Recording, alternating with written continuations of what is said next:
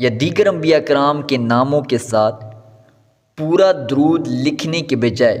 اگر کوئی شخص صرف سلام یا صاد یا حمزہ یا عین اس لیے لکھتا ہے کہ وہ دوسرے نبیوں کی یا نبی پاک صلی اللہ علیہ وسلم کی عزت میں تخفیف کر رہا ہے، یعنی کہ وہ اس لیے لکھتا ہے کہ وہ نبی پاک صلی اللہ علیہ وسلم کو معاذ اللہ نبی نہیں مانتا، اپنی مثل مانتا ہے، یا نبی پاک صلی اللہ علیہ